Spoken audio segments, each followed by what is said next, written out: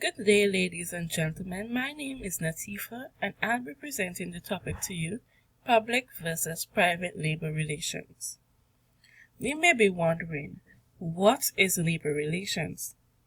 This is broadly all dealings, transactions, and activities affecting the determination and enforcement of the terms and conditions of employment.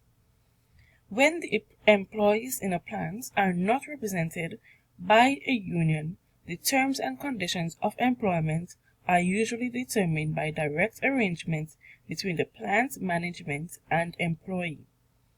A union seeking to deal with an employer as the exclusive bargaining representative of its employees may try to persuade the employer to recognize it on the basis of authorization cards signed by a majority of employees in an appropriate bargaining unit and signifying the desire of these employees to be so represented. Management is obligated to bargain in good faith with the union selected by the employees.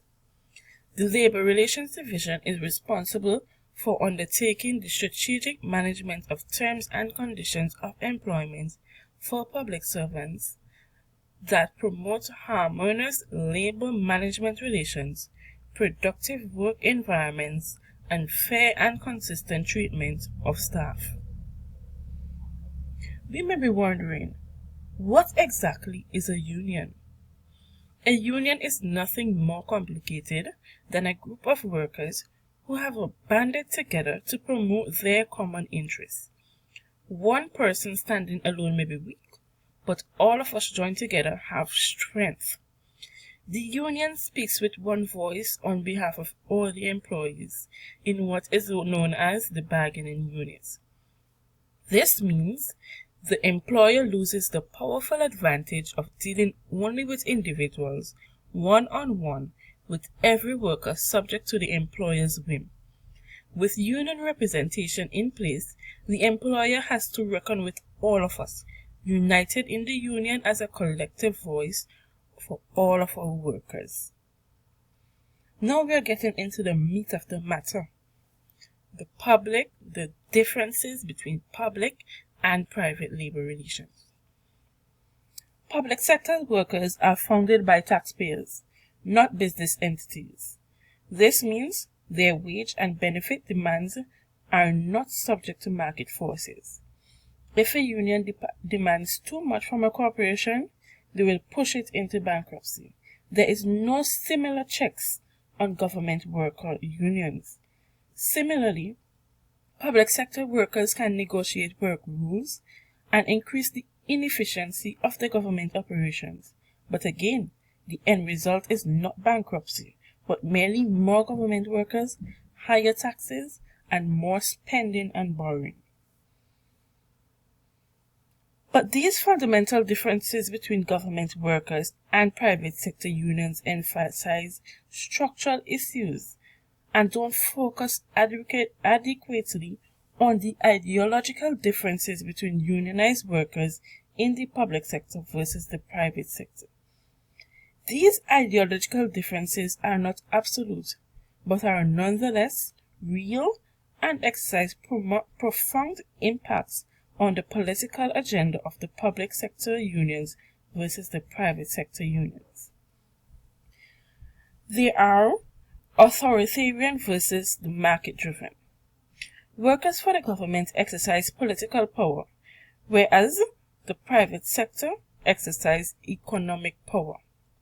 The private sector union can cause a company to go out of business, an economic threat, whereas the public sector union can cause their manager, the elected politician, to lose their next election, a political threat. This basic difference makes it far more likely that the private sector union workers will have a better appreciation for the limits of their power, since if their demands have a sufficiently adverse economic effect on the company they're negotiating with. Workers in the private sector benefit from major construction projects and resource development. These projects create new jobs and they yield broad societal benefits in the form of more competitive choices available for the basic resources: energy, water, transportation, and housing. When more development occurs, this increases supplies and lowers prices. Development creates jobs and lowers the cost of living. Private sector union members understand this, but the public sector union members have an inherent conflict of interest. This is because the public sector workers benefit when roadblocks are placed in the way of development, which is very sad. This is where the employer, the employee, and the government, they all make up the labor management systems. In conclusion, collective bargaining in the private sector is fundamentally different than the private sector. But more simply, the government is not simply another market actor, because the government lacks the same economic incentives as the private industry. Perhaps more importantly, the government is uniquely entrusted with political power of the people to act for the benefit of the entire public. To provide to special interest groups, unique tools and procedures are used to leverage to wrest the power for itself is anti-democratic and tyrannical. Finally, the public sector collective bargaining, unlike in the private sector, permits a union political leverage over the employer, making negotiation less arm's length. I will finish with this quote. The labor unions have a square deal, and the corporation shall have a square deal.